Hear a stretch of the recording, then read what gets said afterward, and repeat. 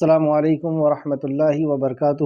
الحمد للہ ان الحمد للہ نحمدہ ونستعینہ ونستغفرہ ونعوذ باللہ من شرور انفسنا ومن سیئات اعمالنا من یہدہ اللہ فلا مضل لہ ومن یضلل اللہ فلا ہادی لہ واشہد ان لا الہ الا اللہ واشہد ان محمدا عبدہ ورسولہ اما بعد فإن خیر الحدیث کتاب اللہ وخیر الہدی ہدی محمد صلی اللہ علیہ وآلہ آلہ وسلم وشر الامور محدثاتها وکل محدثۃ بدعہ وکل بدعۃ ضلالہ وکل ضلالۃ فی النار۔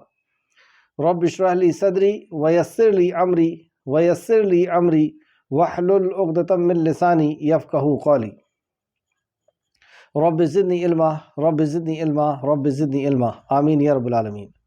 ہر قسم کی تعریف، حمد اور ثنا اللہ رب العزت کے لیے لائق اور زیبا ہے، جو ساری کائنات کا ایک و تنہا خالق، مالک، مربی اور منتظم ہے۔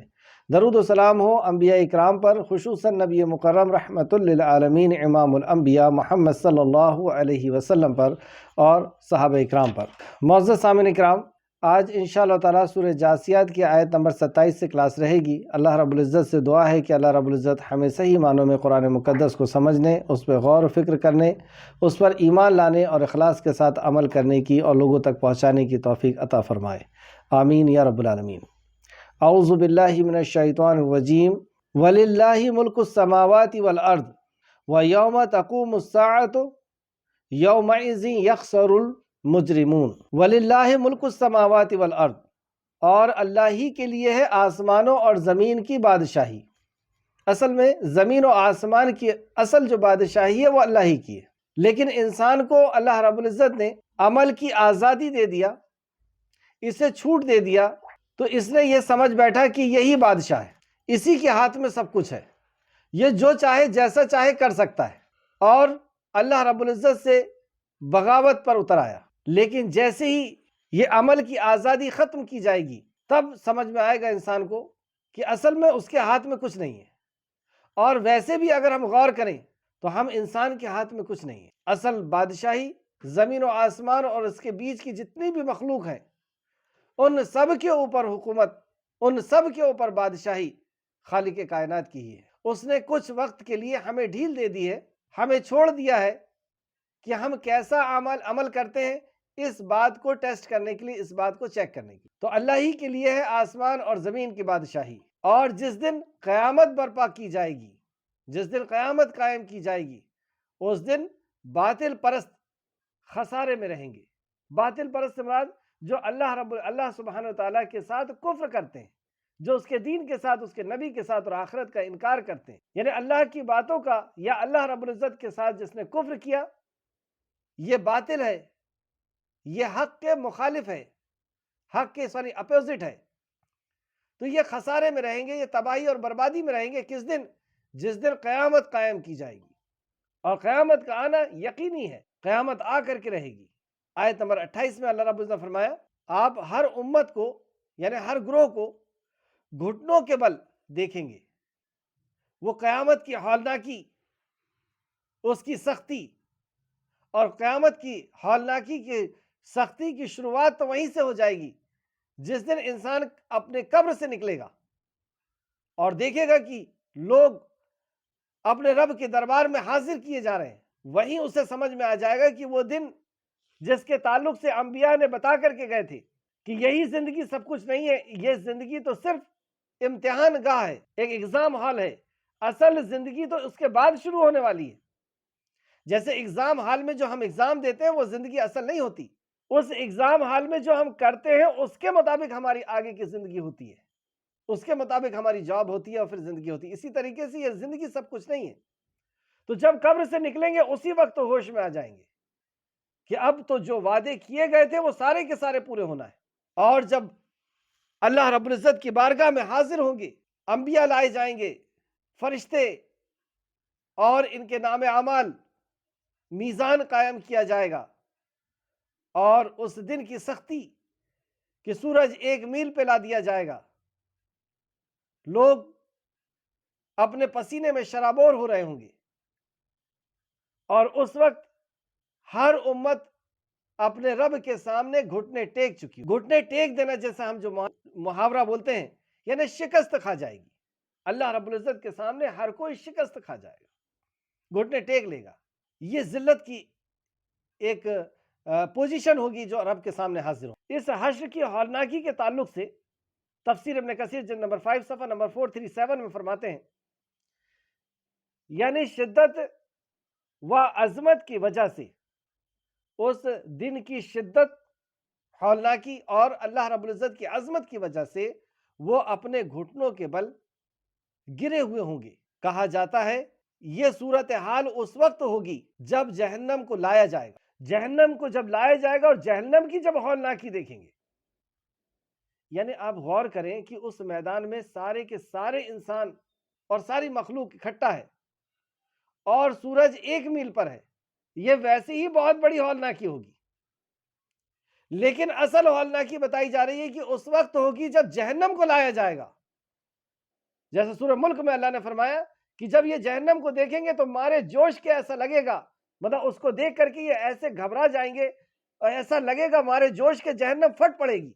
اور جہنم کو جب لایا جائے گا اور جہنم جب حشر کے میدان کی طرف آئے گی، اللہ رب العزت کے مجرموں کو، اللہ رب العزت کے ساتھ کفر کرنے والوں کو، اللہ رب العزت کا انکار کرنے والوں کو جب وہ دیکھے گی تو ایسے چیختے اور چلاتے ہوئے آئے گی، ایسے جوش میں آئے گی کہ مارے جوش کے ایسا لگے گا کہ جہنم پھٹ پڑے گی. اور جہنم سے ایک لمبی گردن نکلے گی جو چگنا شروع کرے گی جہنمیوں کو، جیسے کوئی پرندہ دانے کو چگتا ہے. اور اللہ رب العزت کے نافرمانوں کے لیے جب وہ غیظ و غضب کے آئے گی تو اس کو کنٹرول کرنے کے لیے 70,000 لگامیں لگائی جائیں گی. جیسے کوئی جانور کو ہم دیکھتے ہیں، کسی بکرے وغیرہ کو، کہ دانہ رکھا ہوا ہے تو وہ بہت تیزی سے اس دانے کو کھانے کے لیے آتا ہے، تو ایک لگام ہوتی ہے، ایک گرما ہوتا ہے جس کو لوگ پکڑ کر کے کھینچتے ہیں. اس طریقے سے وہ اللہ رب العزت کے مجرموں سے ایسا غصے میں ہوگی جہنم، اور ہر مخلوق اللہ رب العزت کے مجرموں سے غصے میں ہوتی. جس زمین کے اوپر ہم چلتے ہیں وہ زمین اللہ رب العزت کے نافرمانوں سے غصے میں ہوتی ہے. قبر روز آواز دیتی ہے، اور سورہ مریم کی آخری آیتوں میں اللہ نے فرمایا کہ مشرکوں کے شرک کو دیکھ کر کے آسمان ایسا لگتا ہے آسمان کی پھٹ پڑے، لیکن اللہ اسے تھام کر کے رکھتا ہے کہ ابھی ایگزام چل رہا ہے، ابھی ڈھیل دی گئی ہے.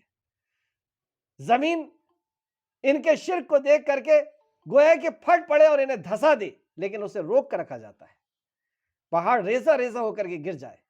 بتانے کا مقصد یہ کہ ہر مخلوق اللہ کے نافرمانوں سے نفرت کرتی ہے، ہر مخلوق نفرت کرتی ہے.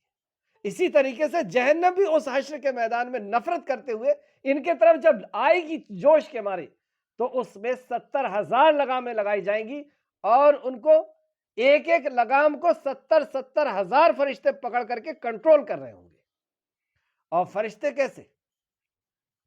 فرشتوں کی طاقت کے بارے میں بھی ہم جانتے ہیں کہ طائف میں جب نبی کریم صلی اللہ علیہ وسلم کی تکذیب کی گئی، آپ کو جھٹلایا گیا، تو آج پہاڑ کے 2 فرشتے آئے اور کیا کہا انہوں نے کہ نبی مکرم صلی اللہ علیہ وسلم آپ حکم دے دیجئے، یعنی آپ کو اقتدار دے دیا گیا تھا کہ میں 2 پہاڑوں کے بیچ میں رکھ کر کے اس قوم کو پیس دوں گا، طائف والوں کو پیس دوں گا، اور ایک روایت میں آتا ہے طائف اور مکہ والوں کو پیس دوں گا.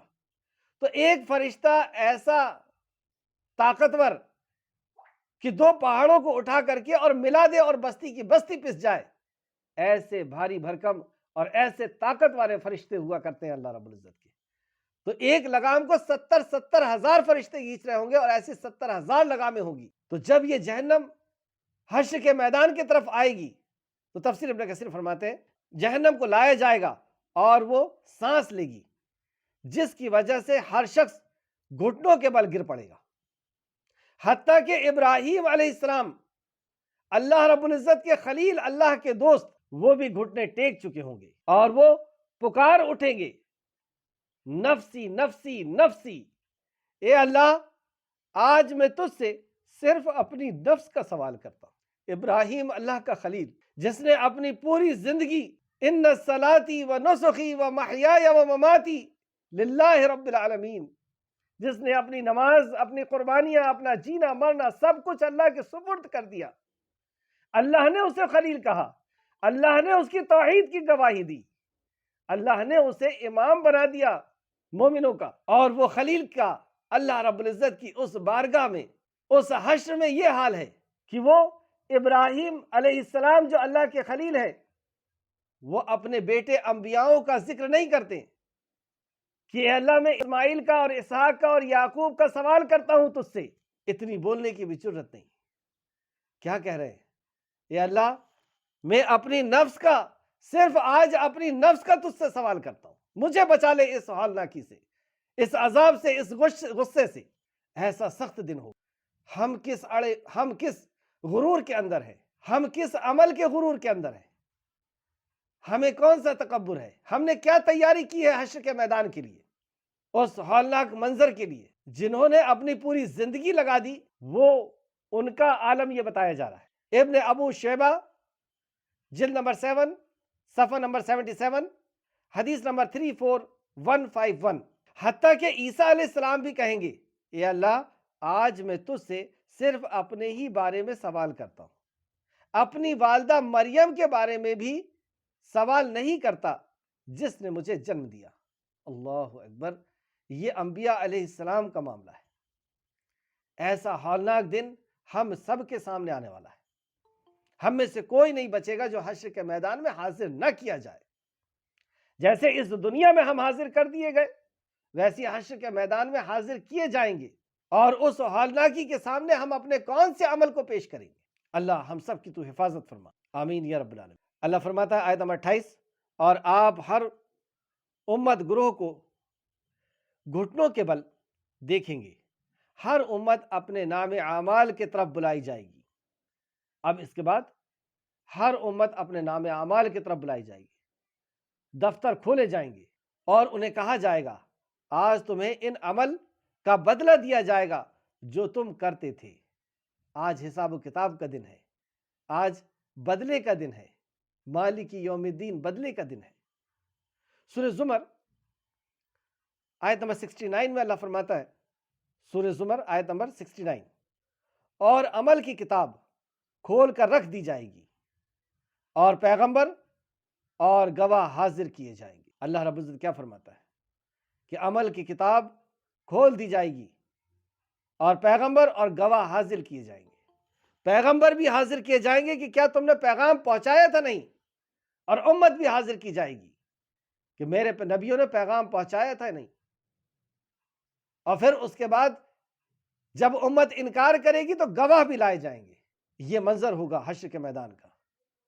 سورہ لقمان میں بھی اللہ نے فرمایا، سورہ لقمان آیت نمبر 13 سے 15، اس دن انسان کو جو عمل اس نے آگے بھیجا اور جو پیچھے چھوڑا ہوگا سب بتا دیا جائے گا، جو بھی عمل اس نے چھوٹے سے بڑا سب اس کو بتا دی جائے گا، بلکہ انسان اپنے نفس پر خود گواہ ہوگا، اور اگرچہ وہ اپنے معذرتی ہی پیش کرے، مطلب وہ خود ہی ایک گواہ ہوگا، جیسے ہاتھ پیر اور ہر اعضا اللہ رب العزت کی بارگاہ میں بولیں۔ آیت نمبر 29، کہا جائے گا یہ ہماری کتاب ہے، یہ ہمارے متعلق سچ سچ بولتی ہے۔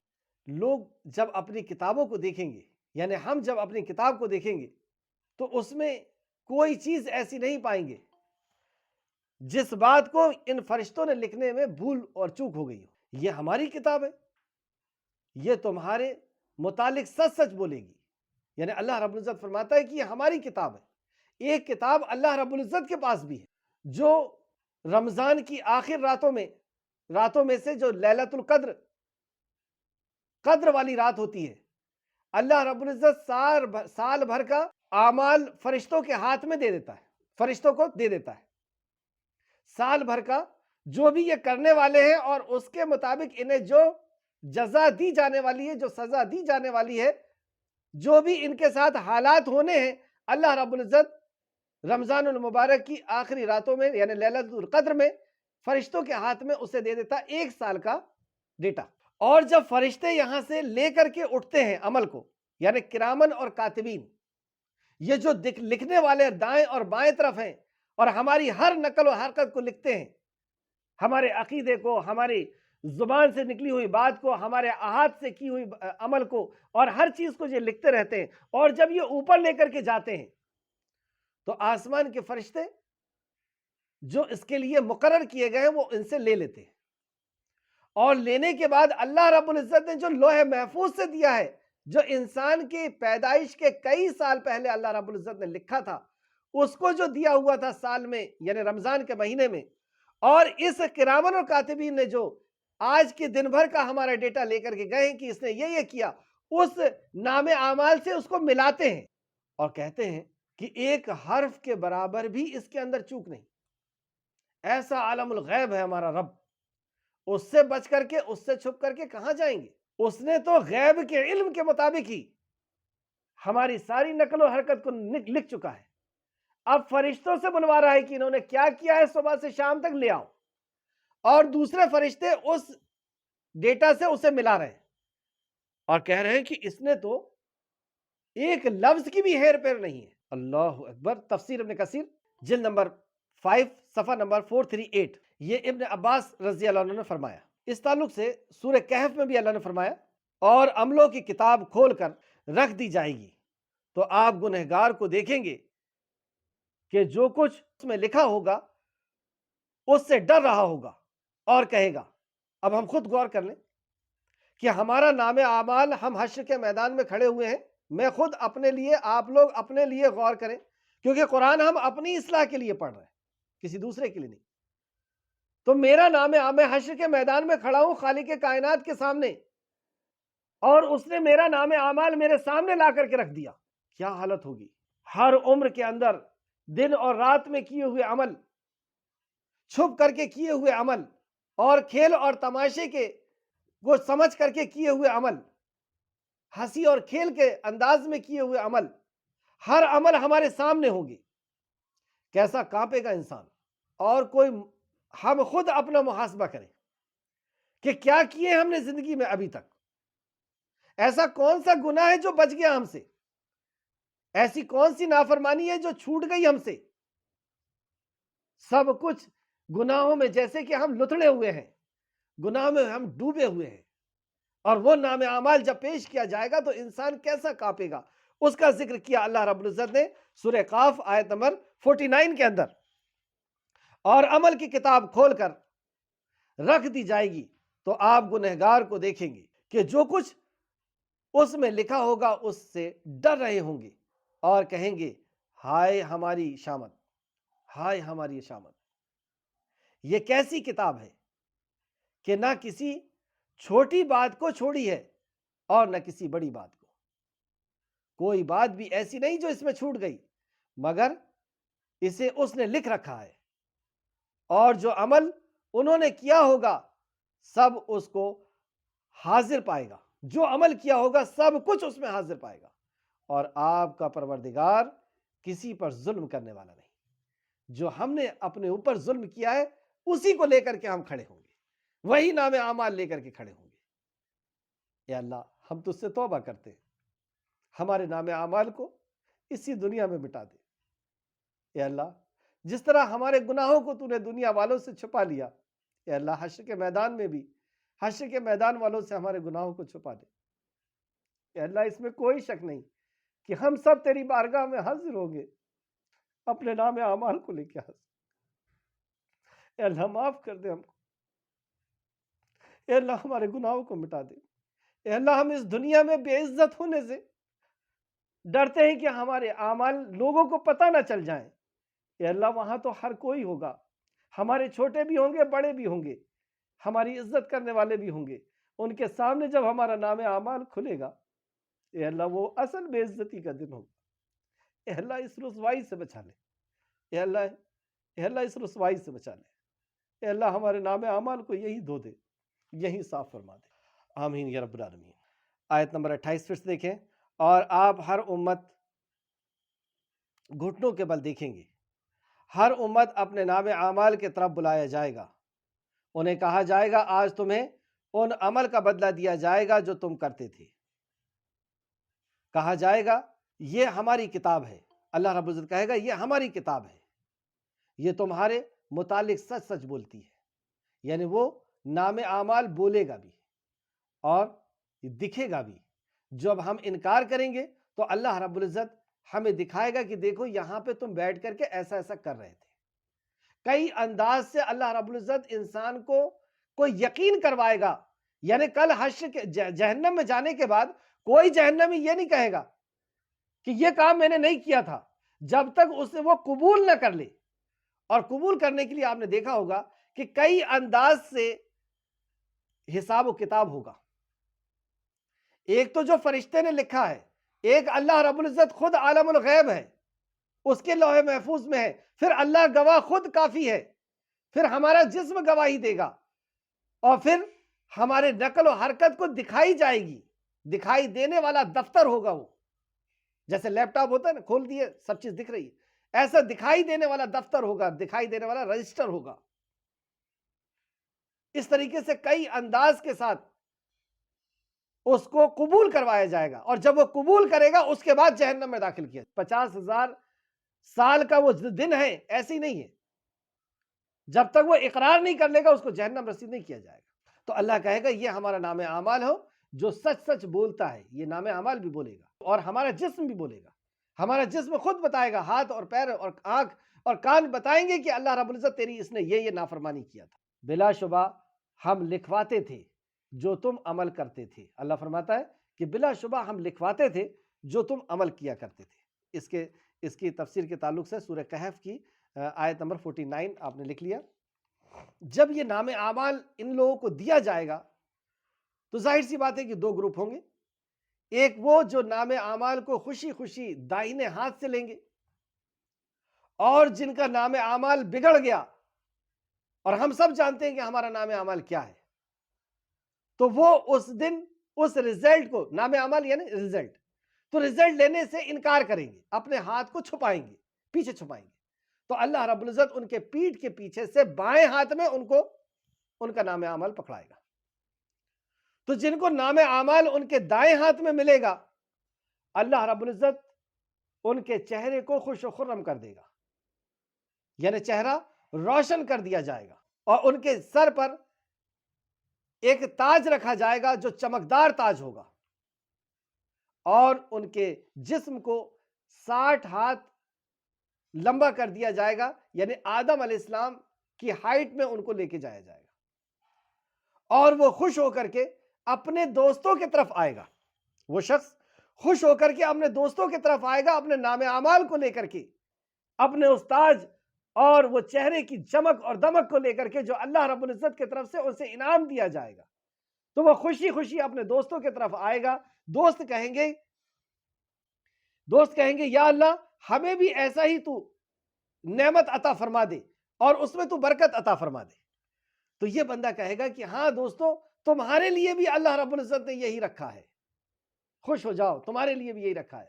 اور اسی طریقے سے جس کا نام اعمال بائیں ہاتھ میں دیا جائے گا، جو اس دن ناکام ہو جائے گا، اس کے چہرے کو سیاہ کر دیا جائے گا، یعنی اس کا چہرے پہ کالک پتی ہوئی ہوگی، اور اس کے بھی سر پہ ایک کوئی چیز رکھی جائے گی جیسے کانٹے کا مکٹ ہوتا ہے، اس طریقے کا. اور وہ بھی اپنے دوستوں کی طرف آئے گا. دوست اس کو دیکھ کر کے کہیں گے کہ اے اللہ تو اس کے شر سے ہمیں بچا لے، یعنی وہ اس کو اپنے قریب آنے دینا نہیں چاہیں گے. اے اللہ تو اس کے شر سے ہمیں بچا لے، اسے دور کر دے ہمارے سے. لیکن نبی کریم صلی اللہ علیہ وسلم فرماتے ہیں پھر وہ ان کے پاس آئے گا اور کہے گا، اور پھر وہ دوست کہیں گے کہ اللہ اس کو ذلیل کر دے، اس کو رسوا کر دے، ذلیل کر دے، دور کر دے ہم سے. لیکن وہ کہے گا آج اللہ نے تم سب کو ذلیل کیا ہے، کیونکہ تم سب کے لیے اسی طرح ذلت ہے. اسے امام ترمذی نے روایت کیا، ترمذی شریف حدیث نمبر 3136. اس میں ایک بات بہت اہم کہ جب اسے نام اعمال دیا گیا اور اس کے چہرے کو رونق کیا گیا، اسے جنت کا تاج پہنا دیا گیا، اور وہ خوشی خوشی کہاں آتا ہے؟ اپنے دوستوں کے پاس.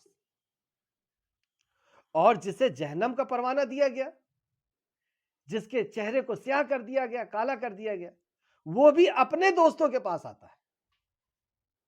اب ہم سمجھ لیں کہ دوست کیا چیز ہوتے ہیں. جیسے رسول اللہ نے فرمایا کہ دوست دوست کے دین پر ہوتا ہے، تو وہاں پر بھی وہ اپنے دوستوں کے پاس آ رہا ہے۔ ہمارے دوست کیسے ہیں؟ ہمارے دوست اگر نافرمان ہیں اللہ رب العزت کے، تو ہم سمجھ لیں کہ ہمارا نام اعمال کیا ہونا ہے، کیونکہ ہم ان کے طرف آئیں گے، دوست کے طرف آئیں گے۔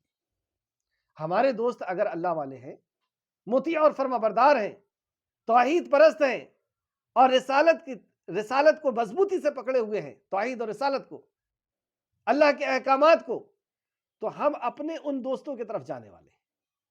ہم اپنا رزلٹ اپنے آج کے دوستوں سے طے کر سکتے ہیں۔ آج بھی آ جائیں ہم لوگ ہوش میں اور اپنی دوستیاں صحیح کر لیں۔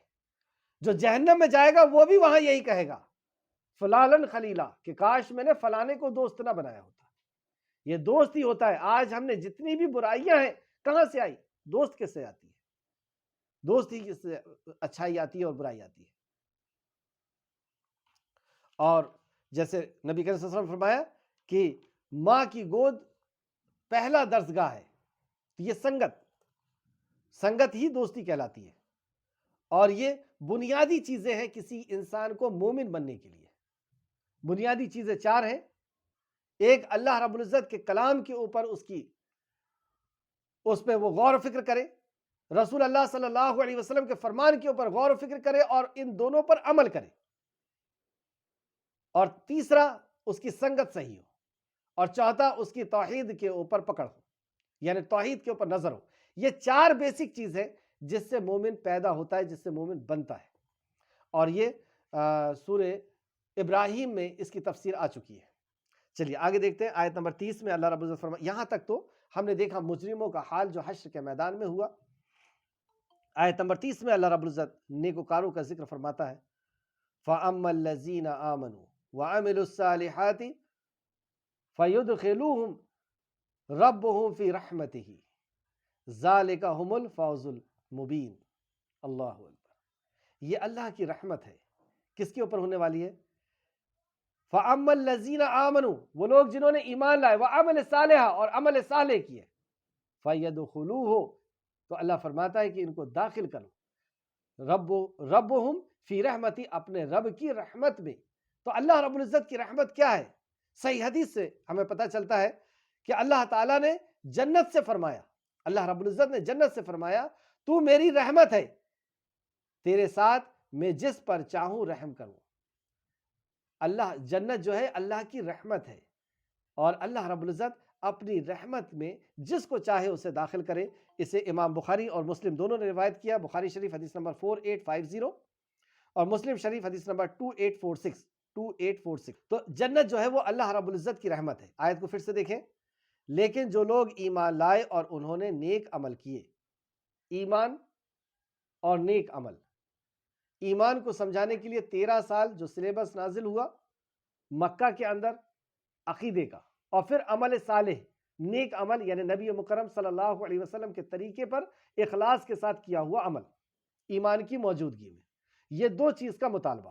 اور اس 2 چیز کو سمجھانے کے لیے اسلام کے 2 حصے ہمیں نظر آتے ہیں، ایک مکی زندگی، ایک مدنی زندگی، ایک مکہ میں اترا ہوا قرآن، ایک مدینہ میں اترا ہوا قرآن۔ بہرحال یہ بات کئی بار بتائی جا چکی ہے، لیکن جن لوگ ایمان لائے اور انہوں نے نیک عمل کیے تو ان کا رب انہیں اپنی رحمت میں داخل کرے گا۔ اور اللہ کی رحمت، اللہ رب العزت کی جنت، سبحان اللہ۔ یہ ہے اللہ رب العزت ایسا رحیم ہے کہ اس نے اپنی رحمت یعنی جنت کو بنایا ہے۔ ہمارے عمل کی بنیاد پہ نہیں مل رہی جنت، اللہ کے فضل سے مل رہی ہے۔ عمل سے ہمیں جنت نہیں مل رہی ہے، عمل کی بنیاد پہ اللہ رحم کرے گا اور اس رحم سے ہم کو جنت ملے گی۔ اب آپ سوچ لیں کہ جنت کیسی نعمت ہے اللہ رب العزت کی، جو کبھی نہ ختم ہونے والی ہے، اور ایسی نعمت نہ جس کو کسی آنکھ نے دیکھا، نہ کسی وہم و گمان میں کسی کے آیا ہو، ایسی وہ جنت ملنے والی ہے۔ یہ رحمت ہے، یہ ایسا رحیم ہے ہمارا رب۔ اے اللہ، ہم تجھ سے تیری رحمت کا سوال کرتے ہیں، اے اللہ ہم تجھ سے تیری جنت کا سوال کرتے ہیں، اے اللہ ہم سب کے گناہوں کو بخش کے اور تو اپنی رحمت میں ہم سب کو پناہ عطا فرما دے، آمین یا رب العالمین۔ یہی واضح کامیابی ہے۔ اللہ فرماتا ہے ذالک ھم الفوز المبین، یہ ہے واضح کامیابی، یہ ہے مبین کامیابی۔ ہم کامیابی کے معیار کسے سمجھ رکھے ہیں؟ ہم نے کامیابی کو سمجھ لیا ہے اس دنیا کی چند چیزوں کا مل جانا، ہم نے اس کو کامیابی سمجھ لیا کہ فلاں چیز مل جائے، فلاں چیز مل جائے، فلاں چیز مل جائے، اب میں سکسیس ہو گیا، اب میں کامیاب ہو گیا۔ اصل کامیابی یہ ہے کہ ہم جہنم کی اللہ رب العزت کے غضب سے ہم بچ جائیں، اللہ رب العزت کی ناراضگی سے، اس کی بنائی ہوئی جہنم سے ہم بچ جائیں۔ اور اصل کامیابی یہ ہے کہ ہم اللہ رب العزت کی مہمان خانے میں، اللہ رب العزت کی جنت میں داخل ہو جائیں۔ اسی کو اللہ نے فرمایا یہ ہے اصل کامیابی۔ آیت نمبر 31، اور ہاں جن لوگوں نے کفر کیا، یہ تو تھے مومن، لیکن جن لوگوں نے کفر کیا، انکار کیا، ان سے کہا جائے گا کیا پھر تم پر میری آیتیں تلاوت نہیں کی جاتی تھی؟ آپ یہاں پہ بھی غور کریں کہ حشر کے میدان میں انہیں کس بات کی یاد دلائی جا رہی ہے؟ بیسک چیز جو تھی وہ یہ تھی کہ تم نے میری آیت پر غور و فکر نہیں کیا۔ یعنی اللہ کے کلام سے دوری دنیا میں بھی تباہی اور بربادی کا باعث ہوتی ہے، اور قبر کی بھی تباہی اور بربادی کا باعث ہوتی ہے۔ جیسے قبر میں جو سوال ہوگا، من ربوں کا، ما دینوں کا، ما نبیوں کا، جو بندہ ان تینوں سوال کے جواب دے دے گا، فرشتہ چاہتا سوال کرے گا تجھے کیسے پتا چلا، کیسے اس مطابق تو نے زندگی گزار لی؟ رب کو دیکھا نہیں، اس کی محبت میں اور اس کے حق کو ادا کرنے کے لیے پوری زندگی جیا۔ مادینوں کا زندگی گزارنے کا طریقہ تیرا اپنی نفسانی خواہشات، باپ دادا کا طریقہ، معاشرے کا طریقہ، اس کو تو نے انکار کر دیا، سب کو ناراض کر دیا، اس کے طریقے پہ تو جیا۔ کروڑوں اربوں لوگوں میں سے ڈھونڈ کر کے رسول کریم صلی اللہ علیہ وسلم کو نکال لیا، کیسے ہو گیا یہ؟ تو چوتھا سوال کیا کرتا ہے، تو نے اس کا جواب کیسے دے دیا؟ تو وہ کہتا ہے کہ میں نے قرآن پڑھ لیا تھا، اس پہ غور و فکر کر لیا تھا۔ غالباً ابو داؤد کی حدیث ہے۔ تو حشر کے میدان میں بھی جو تباہ اور برباد ہوگا، اس سے بھی یہی بات یاد دلائی جائے گی، اور جہنم میں جاتے وقت بھی اسی قرآن کے بارے میں کہے گا، اور نبی کریم صلی اللہ علیہ وسلم بھی اسی قرآن کو جھٹلانے والے کے تعلق سے شکایت کریں گے۔ وقال الرسول یا ربی ان قوم اتخذوا ھذا القرآن مہجورا۔ اور یہاں فرماتا ہے اللہ رب العزت آیت نمبر 31 کے اندر، اور ہاں جن لوگوں نے کفر کیا، ان سے کہا جائے گا کیا پھر تم پر میری آیتیں تلاوت نہیں کی جاتی تھی؟ یعنی ہر دور میں انبیاء آئے اور اللہ رب العزت کی آیتوں کو تلاوت کی، ہر دور میں انبیاء کے ماننے والے آئے جنہوں نے لوگوں کے سامنے اس کلام کی تلاوت کی۔ ہمارے سامنے بھی تلاوت کی گئی، ہم خود اس کی تلاوت کر رہے ہیں، ہم خود اس کو پڑھ رہے ہیں، سمجھ رہے ہیں، تو ہم کیا جواب دیں گے وہاں؟ تو تم نے تکبر کیا اور تم مجرم لوگ تھے۔ تم نے تکبر کیا مطلب قرآن کو تم سمجھ چکے تھے، اس کے احکام و مسائل کو تم جان چکے تھے، لیکن تکبر کیا، تم نے انکار کیا، بغاوت کی، اس کو عمل کے قابل نہیں سمجھا، اور تم مجرم ہو۔ یہی تمہارا جرم ہے، یہی جرم ہے جو تمہیں جہنم میں لے جائے گا۔ آیت نمبر 32، اور جب تم سے کہا جاتا تھا بلا شبہ اللہ کا وعدہ سچا ہے، جب تم سے ہر انبیاء نے وعدہ کیا اللہ رب العزت کے وعدے کے اوپر کہ اللہ کا وعدہ سچا ہے، وہ جس طرح اس نے پہلی بار پیدا کیا ہے دوبارہ پیدا کرنے پہ قادر ہے۔ تم جس طرح مرتے ہو مر جاؤ گے، جس طرح تم سوتے ہو اس طرح مر جاؤ گے، اور جس طرح اٹھتے ہو اس طرح حشر کے میدان میں اٹھائے جاؤ گے۔ یہ وعدہ کیا جاتا تھا تم سے، لیکن تم نے کیا کیا؟ آیت نمبر 32 پھر سے دیکھیں، اور جب تم سے کہا جاتا تھا کہ بلا شبہ اللہ کا وعدہ سچا ہے اور قیامت کے آنے میں کوئی شک نہیں، تو تم کہتے تھے ہم نہیں جانتے قیامت کیا ہے۔ مطلب تم نے انکار کر دیا تھا قیامت کا، اللہ رب العزت کے وعدے کو تم نے جھوٹا سمجھا تھا۔ وہ رب جس نے تمہیں حقیر قطرے سے وجود بخشا، وہ رب جس نے تمہیں کان، آنکھ اور دل دیا، وہ رب جس نے تمہیں ہوا، پانی اور زمین عطا کی، وہ رب جس نے تمہیں ہر کچھ عطا کیا، جس کے ہمہ لمحہ تم محتاج تھے، اس کی وعدے کو تم نے جھوٹا سمجھا اور کیا کہا کہ ہم نہیں جانتے کہ کیا ہے قیامت، اور ہمیں قیامت کا یوں ہی خیال سا آتا ہے، اور یوں کہ ہمیں یوں ہی خیال سا آتا ہے اور ہم اس پر یقین نہیں رکھتے۔ تو جب تمہیں اب وہاں حشر کے میدان میں انہیں یاد دلایا جا رہا ہے، یا جہنم میں انہیں یاد دلایا جائے گا کہ تم ایسا کہتے تھے قیامت کے بارے میں، اور ان کے سامنے ان کے اعمال کی برائیاں ظاہر ہو جائیں گی۔ یہ ہے اصل رسوائی جو آیت نمبر 33 کے اندر فرمایا جا رہا، اور ان کے سامنے ان کے اعمال کی برائیاں ظاہر ہو جائے گی، مطلب وہ جو عمل کرتے تھے اس کے نام اعمال میں انہیں دکھایا جائے گا، اور انہیں وہ عذاب گھیر لے گا جس کا وہ مذاق اڑایا کرتے تھے۔ دنیا میں جس آخرت کا مذاق اڑا رہے ہیں، جس جنت کا مذاق اڑا رہے ہیں کہ ایسے حوریں ہوں گی اور ایسے شراب ہوں گے اور ایسے پیالے ہوں گے، مذاق اڑا رہے ہیں آج کہ کیسے ہوگا۔ جہنم کا مذاق اڑا رہے ہیں کہ 19 داروغہ ہوں گے جہنم میں، تو مشرکین مکہ میں سے ایک پہلوان کہتا ہے کہ وہ 19 سے تو میں اکیلا ہی لڑ لوں گا۔ مذاق اڑا رہے ہو آج، ہڈی کو پیس رہے ہو نبی کریم صلی اللہ علیہ وسلم کے سامنے اور کہہ رہے اسے کیسے زندہ کیا جا سکتا ہے، اور پھر ایک شخص آ کر کے کہتا ہے کہ ہمارے باپ دادا کو زندہ کر کے نکال دو تو ہم جان لیں گے کہ آخرت میں بھی مرنے کے بعد ہمیں زندہ کر کے نکالا جائے گا۔ مذاق اڑا رہے تھے، تو یہ مذاق اڑانے کی سزا اللہ فرماتا ہے، اور ان کے سامنے ان کے اعمال کی برائیاں ظاہر کی جائے گی اور انہیں وہ عذاب گھیر لے گا جس کا وہ مذاق اڑایا کرتے تھے۔ اب وہ عذاب انہیں گھیرے گا، اب انہیں سمجھ میں آئے گی۔ اللہ ہم سب کو محفوظ رکھے۔ آیت نمبر 34، اور ان سے کہا جائے گا آج ہم تمہیں بھول گئے جیسا تم نے اپنے اس دن کی ملاقات کو بھول گئے تھے۔ اللہ کہے گا جیسے تم آخرت کو بھول گئے تھے آج ہم تمہیں بھولتے۔ اس دن مالک یوم الدین، جو بدلے کے دن کا مالک ہے، وہ اگر کسی کو بھول جائے کیا حالت ہوگی اس کی؟ جو جنت اور جہنم کا مالک ہے وہ اگر بھول جائے کسی کو جہنم میں ڈال کر کے اسے چھوڑ دے، بھول جائے، کیا حالت ہوگی اس کی؟ تو جو آج دنیا میں رہ کر کے آخرت کو بھول کر کے جو دنیا جی رہا ہے، پیسے، دولت، عزت، شہرت اور ہر چیز کو جو حاصل کر رہا ہے آخرت کو بھول کر کے کہ مجھے ان چیزوں کا حساب دینا ہے، یہ کہاں سے کمایا ہوں، کہاں خرچ کر رہا ہوں، جو علم تھا اس پہ میں نے کیا عمل کیا، زندگی کہاں گزاری، جوانی کہاں گزاری، حساب دینا ہے، لیکن بھول کر کے آخرت کو وہ جی رہا تھا۔ تو اللہ رب العزت کہے گا کہ جیسے تو آخرت کو بھول کر کے جیتا تھا آج بھی میں تجھے بھول گیا۔ جیسے سورہ طٰہٰ کے اندر بھی اللہ نے فرمایا آیت نمبر 125 میں، جب وہ اندھا اٹھایا جائے گا وہ کہے گا اے میں تو دیکھتا بالتا تھا، تو اللہ فرمائے گا، ندا لگے گی کہ اسی طرح تو نے مجھے بھلا دیا تھا، آج تجھے بھلا دیا جائے گا اور تمہارا ٹھکانہ آگ ہے۔ پھر اللہ فرماتا ہے آیت نمبر 24 کے اندر، اور تمہارا ٹھکانہ، اللہ نے تمہیں بھلا دیا، اب تمہارا ٹھکانہ آگ ہے اور تمہارا کوئی مددگار نہیں ہوگا۔ جب اللہ رب العزت مددگار نہیں ہوگا تو پھر کون مددگار ہو سکتا ہے؟ سورہ سجدہ آیت نمبر 14 میں بھی اللہ رب العزت فرمایا، سورہ سجدہ آیت نمبر 14، سو چکھو اس وجہ سے کہ تم نے اپنے اس دن کی ملاقات کو بھلا دیا۔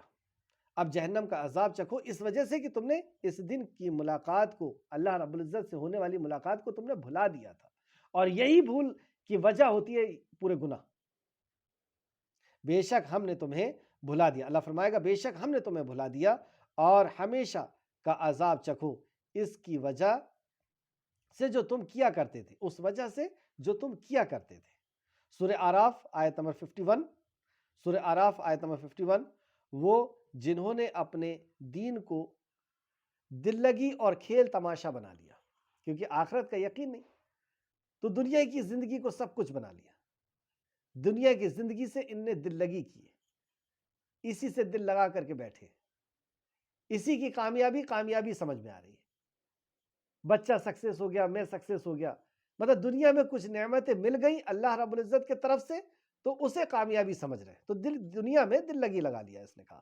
اور جنہوں نے اپنے دین کو دل لگی اور کھیل بنا لیا، تو جن لوگوں نے مطلب دنیا کو سب کچھ سمجھ کر کے، سورہ آراف آیت نمبر 51 میں اللہ فرماتا ہے، اور جنہوں نے اپنے دین کو دل لگی اور کھیل بنا لیا، دین کو کھیل کی طرح استعمال کر رہے ہیں، جو جہاں پہ جی چاہ رہا ہے وہاں پہ دین پر عمل کر لیے، اور جہاں پہ طبیعت نہیں گوارا کر رہی وہاں پہ دین کو عمل کے لائق نہیں سمجھ رہے۔ اور اس کی سزا سورہ بقرہ کی آیت نمبر 85 میں بھی اللہ نے فرمائی کہ تم بعض پر ایمان لاتے ہو اور بعض کا انکار کرتے ہو، تو تمہاری کیا سزا ہو کہ دنیا میں بھی ذلت کی مار ماری جائے اور آخرت میں بھی ذلت کی مار ماری جائے۔ کھیل تماشا سمجھ لیے دن کو کہ جو چاہو گے اس پہ عمل کر لو گے، جس چاہو گے اس کو چھوڑ دو گے۔ تو وہ جنہوں نے اپنے دین کو دل لگی اور کھیل تماشا بنا لیا انہیں دنیا کی زندگی نے دھوکہ دیا، تو آج ہم انہیں بھلا دیں گے۔ جیسے دنیا میں وہ بھلا کر کے جی رہے تھے آخرت کو، آج ہم بھلا دیں گے۔ جیسے وہ اپنے اس دن کے ملاقات کو بھول گئے تھے اور جیسے وہ ہماری آیت کا انکار کرتے تھے۔ ایک حدیث بھی دیکھیے جو امام مسلم نے روایت کی ہے، سیدنا ابو ہریرہ رضی اللہ عنہ بیان کرتے ہیں، رسول اللہ صلی اللہ علیہ وسلم نے فرمایا، اللہ تعالیٰ اپنے بعض بندوں سے قیامت کے دن فرمائے گا، کچھ بندوں سے اللہ تعالیٰ قیامت کے دن فرمائے گا کہ اے فلاں، بھلا میں نے تجھے عزت نہیں دی تھی؟ اور ہم اپنے آپ کو بھی یہاں پہ رکھ کر کے دیکھیں، کیا ہمیں آج عزت نہیں دی گئی ہے؟ تو اللہ رب فرمائے گا، اے فلاں، بھلا میں نے تجھے عزت نہیں دی تھی اور تجھے سرداری نہیں دی تھی؟ آج ہماری گھر کے اوپر سرداری نہیں ہے، ہماری دکان کے اوپر سرداری نہیں ہے، اور تجھے بیوی نہیں دی تھی، اور تجھے گھوڑے اور اونٹ کو تیرا مطیع نہیں کر دیا تھا، جیسے آج ہماری گاڑیاں ہماری مطیع ہوتی ہے، ہماری فرمانبردار ہوتی ہے۔ اور اسی طریقے سے اللہ رب العزت اور نعمتوں کا ذکر کرے گا، اور آپ نے فرمایا، اللہ تعالیٰ فرمائے گا کہ کیا مجھ سے ملاقات کرنے کی امید رکھتا تھا؟ مطلب اللہ رب العزت اس کی نعمتوں کو گنوائے گا اور پھر کہے گا کہ کیا تو مجھ سے ملنے کی امید رکھتا تھا؟ کیا تجھے یقین تھا تو مجھ سے ملے گا؟ وہ کہے گا نہیں، تو اللہ تعالیٰ فرمائے گا کہ میں بھی تجھے بھول جاؤں گا جیسے تو مجھے بھول گیا تھا، تو اب میں حشر کے میدان میں بھی تجھے بھول جاؤں گا کیونکہ تو مجھے بھول کر کے دنیا میں زندگی جیتا تھا۔ مسلم شریف حدیث نمبر 2968۔ اگر ہم نے بھی اس دنیا میں آخرت کو بھول کر کے جیے، مالک یوم الدین ہم جو نماز کے اندر کہتے ہیں، وہ اسی کی یاد دہانی ہے کہ ہم آخرت کو یاد کر کے اس دنیا میں جیے۔ ہمارے ہر عمل کے اندر ہمیں یاد ہونا چاہیے کہ آخرت ہے، وہاں پہ ہمیں حساب دینا ہے، اور اگر ہم اس کو بھول کر کے جئیں گے تو آخرت میں بھی رب ہمیں بھلا دے گا، رحمان ہمیں بھلا دے گا۔ آیت نمبر 35، یہ اس لیے کہ بے شک تم نے اللہ کی آیت کو مذاق بنا لیا۔ یہ کیوں ہوا تھا؟ کیوں تم بھول گئے آخرت کو؟ کیوں تم اللہ رب العزت کے سارے فرمان کو، توحید کو، رسالت کو، اللہ رب العزت کی معرفت کو، سب کچھ بھول کر کے دنیا کو سب کچھ سمجھتے تھے، اور دنیا کو حاصل کرنے میں پوری زندگی تم نے لگا دی؟ ہوا کیوں ایسا؟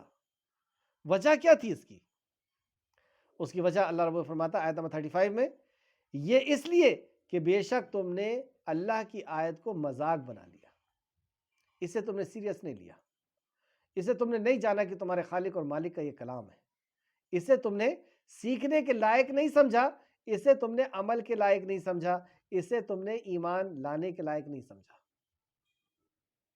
یہ تھی اصل برائی، یہ تھی اصل وجہ انسان کی گمراہی کی۔ پھر سے دیکھیں آیت نمبر 35، یہ اس لیے کہ بے شک تم نے اللہ کی آیت کو مذاق بنا لیا اور تمہیں دنیا کی زندگی نے دھوکے میں ڈال دیا۔ جب ہم اللہ کی آیتوں کو مذاق بنا لیں گے تو دنیا کے دھوکے میں ضرور پھنسیں گے، تو دنیا کی زندگی کے دھوکے میں تم جو ہے وہ لگ گئے، لہٰذا آج وہ اس آگ سے نہیں نکالے جائیں گے، لہٰذا وہ آج اس آگ سے نہیں نکالے جائیں گے، اور نہ ان سے اللہ راضی کرنے کا مطالبہ کرے گا۔ مطلب اللہ کو آج راضی کرنے کا اللہ رب العزت مطالبہ، یعنی آج ہم سے مطالبہ ہے کہ ہم اپنے رب کو راضی کر لیں۔ کل حشر کے میدان میں اور جہنم میں یہ مطالبہ نہیں کیا جائے گا کہ اپنے رب کو راضی کر لو۔ وہاں پہ توبہ کرنا اور وہاں پہ سجدے کرنا اور وہاں پہ رونا اور گڑ گڑانا اللہ رب العزت کے سامنے کوئی فائدہ مند نہیں ہوگا۔ آج ہمارے دو آنسو اللہ رب العزت کی بارگاہ میں بہت قیمتی ہے۔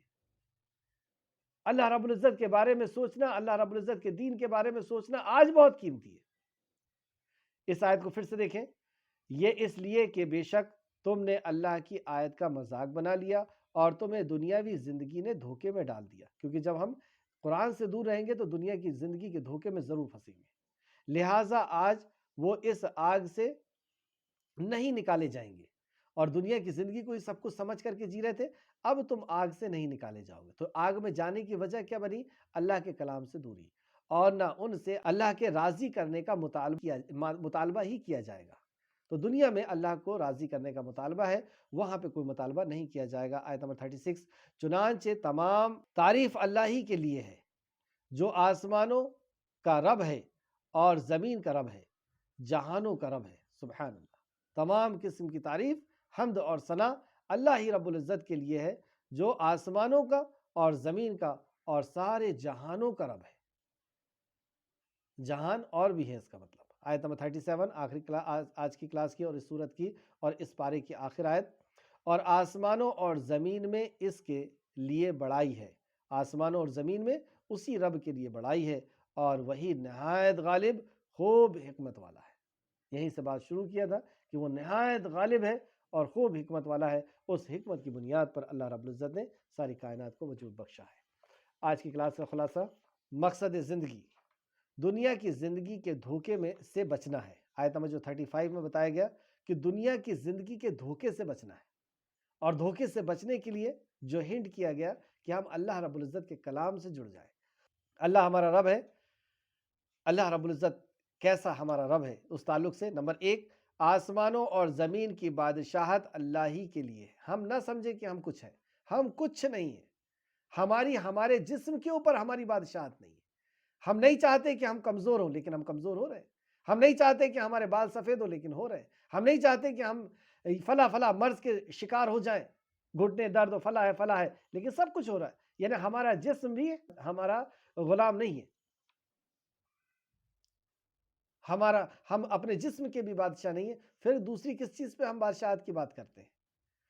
تو اصل بادشاہ ہم تو صرف اس کے در کے جو ہے بھکاری ہیں، اس کے در کے منگتا ہے، اس کے در کے، اس کے چوکھٹ کے ہم جو ہے کہ بندے ہیں۔ تو آسمانوں اور زمین کی بادشاہت اللہ ہی کے لیے ہے، آیت نمبر 27 میں بتائی گئی۔ یعنی ہم اپنے آپ کو کچھ نہ سمجھیں۔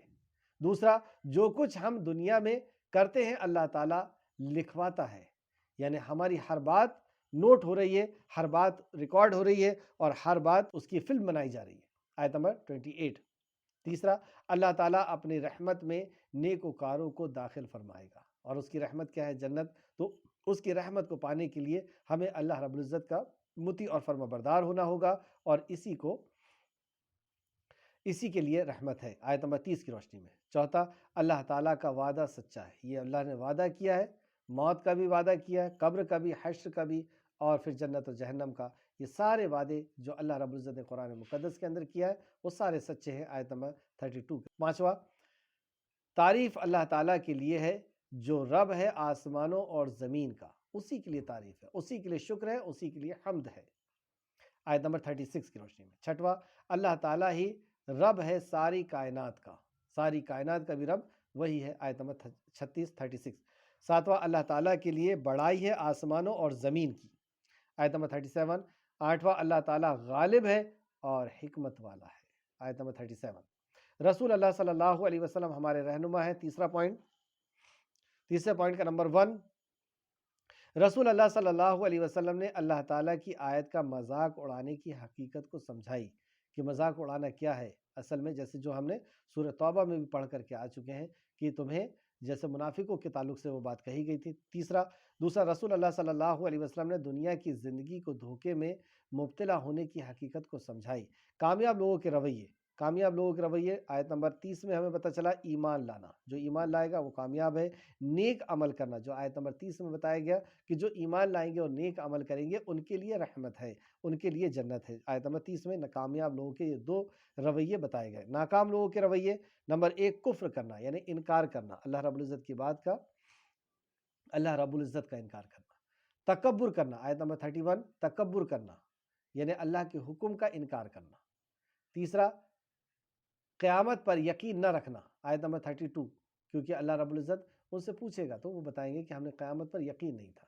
تو قیامت کا یقین نہ رکھنا یہ آخرت کو تباہ اور برباد کر دینا ہے اور ناکام ہونا ہے۔ چوتھا، اللہ تعالیٰ کی آیت کا مذاق اڑانا، اللہ تعالیٰ کے آیت کا مذاق اڑانے سے مراد اللہ تعالیٰ کے احکام و مسائل کا، اللہ رب العزت کی بتائی ہوئی شریعت کا مذاق اڑانا، یہ تباہی ہے انسان کی جو آخرت میں اور دنیا میں بھی ہو جائے گی۔ آیت نمبر 33 کی روشنی میں۔ پانچواں، دنیا کی زندگی کے دھوکے میں مبتلا ہونا کہ میری زندگی کا مقصد تو یہی ہے کہ میرے بچے پڑھ لکھ لیں اور ان کو جاب مل جائے۔ میری زندگی کا مقصد تو یہ ہے کہ میں ایک بڑا سا محل بنا لوں، میری زندگی کا مقصد تو یہ ہے کہ میں اس ڈگری کو حاصل کر لوں، میری زندگی کا مقصد تو یہ ہے کہ میں اس جاب کو حاصل کر لوں، میری زندگی کا مقصد تو یہ ہے کہ میں اس عورت کو حاصل کر لوں، میری زندگی کا مقصد تو یہ ہے کہ میں اس آدمی کو حاصل کر لوں۔ یہ ہے زندگی کا دھوکہ، یہ ہے زندگی کو حاصل کرنے کے لیے آخرت کو بھول کر کے اور حلال و حرام کی تمیز کیے بغیر ان سب کو حاصل کرنا ہے۔ یہ دنیا ہمارے لیے ہی بنائی گئی ہے اور آخرت بھی ہمارے لیے بنائی گئی ہے۔ اللہ نے سکھایا ربنا آتنا فی الدنیا حسنۃ وفی الآخرۃ حسنۃ وقنا عذاب النار، کہ اے اللہ مجھے دنیا بھی عطا فرما، آخرت بھی عطا فرما اور جہنم کی آگ سے بچا۔ لیکن دنیا کو کس طریقے سے حاصل کریں گے یہ تقدیر ہے، یہ اس کو حلال اور حرام کی تمیز کو کرتے ہوئے اس کو حاصل کریں گے۔ یہ تو تقدیر ہے، جتنا ملنا ہے اتنا ہی ملے گا۔ لیکن اللہ رب العزت ٹیسٹ یہ کر رہا ہے کہ یہ حلال راستے سے جا کر کے اس کو لاتا ہے یا حرام راستے سے جا کر کے لاتا ہے۔ جو مہینے کی آپ کی اللہ رب العزت نے انکم لکھ دی ہے اس میں نہ 1 روپے کم ہو سکتا ہے نہ زیادہ ہو سکتا ہے۔ اب آزمائش یہ ہو رہی ہے کہ تم حرام طریقے سے اس کو لے کر کے آتے ہو یا حلال طریقے سے لے کر کے آتے ہو، صرف یہی ہے۔ تو ہمیں دنیا کی زندگی کے دھوکے میں، اور دنیا کی زندگی کے دھوکے سے مراد یہ کہ ہم مقصد اس کو بنا لیں کہ یہ چیزیں ہمارے مقصد ہے، مقصد ہمارا آخرت ہے، یہ ہماری ضرورت ہے، اور ضرورت کو اتنا ہی ویٹ دینا ہے جتنا اس کا ویٹ ہے، اور آخرت کو اتنی ہی توجہ دینا ہے جو ہمیشہ ہمیشہ کی زندگی ہے۔ اللہ ہم سب کو توفیق عطا فرمائے۔ آخری پوائنٹ پھر سے دیکھ لیں، دنیا کی زندگی کے دھوکے میں مبتلا نہیں ہونا ہے۔ دھوکا کیوں؟ کیونکہ اس کو چھوڑنا ہے۔ دھوکا کس کو کہتے ہیں؟ دھوکے باز، ہم کہتے ہیں نا وہ دھوکے باز ہے، یعنی اس نے ہمارا ساتھ چھوڑ دیا، دھوکے باز ہے۔ اسی طریقے سے یہ دنیا ہمارا ساتھ چھوڑ دے گی۔ روح کھینچنے والا فرشتہ آئے گا، جب کھینچ کے لے کے جائے گا تب ہم بولیں گے ارے دھوکا تھا، یہ تو پوری دنیا چھوٹ گئی۔ تو یہ دنیا کے دھوکے میں ہم کو نہیں پڑنا ہے، یہ ضرورت ہے، ضرورت کے مطابق اس سے جینا ہے اور مقصد پہ پوری نظر رکھنا ہے کہ آخرت ہمارا مقصد ہے۔ تو آیت نمبر 35 کی روشنی میں آؤ کچھ کر لیں، یا منزل کہاں ہے ہماری؟ کیا اس کلاس کے دوران ہمارے ذہن میں یہ بات آئی، کیا میں نے قیامت پر یقین نہ کرنے کے اسباب جاننے کا ارادہ کیا ہے؟ کہ کیا وجہ ہے کیوں نہیں انسان آخرت پر یقین کر پاتا؟ کیا میں نے دنیا کی زندگی کے دھوکے سے بچنے کا ارادہ کر لیا ہے کہ اب مجھے دنیا کی زندگی کے دھوکے میں نہیں پھنسنا؟ کیا میں نے نیک عمل کرنے کا ارادہ کر لیا ہے کہ ایمان لاؤں گا اور اب نیک عمل کروں گا؟ آخر میں اللہ رب العزت سے دعا ہے کہ اے خالق مالک، جو کچھ بھی ہم نے پڑھا اس پہ ہمیں مزید غور و فکر کرنے کی توفیق عطا فرما، اس پہ ہمیں ایمان عطا فرما دے، اس پہ ہمیں عمل کی توفیق عطا فرما دے۔ اے اللہ جب تک ہمیں زندہ رکھ، اخلاص کے ساتھ عمل صالح کرنے کی توفیق عطا فرما۔ اے اللہ ہمیں مومن بنا کر کے زندہ رکھ، جب ہمارا خاتمہ کر تو ایمان میں ہمارا خاتمہ کر اور نیکوکاروں کے ساتھ ہمارا شمار فرما دے۔ اے اللہ تو اپنی رحمت میں ہمیں ڈھانک لے، اے اللہ تو ہمیں اپنی رحمت میں داخل فرما دے، اپنی جنت میں داخل فرما دے۔ اے اللہ ہمارے گناہوں کو بخش دے، اے اللہ ہمارے گناہوں کو بخش دے۔ اللہم صلی وسلم علی نبینا محمد، اللہم صلی وسلم علی نبینا محمد، اللہم صلی وسلم علی نبینا محمد، آمین یا رب العالمین۔ السلام علیکم ورحمۃ اللہ وبرکاتہ۔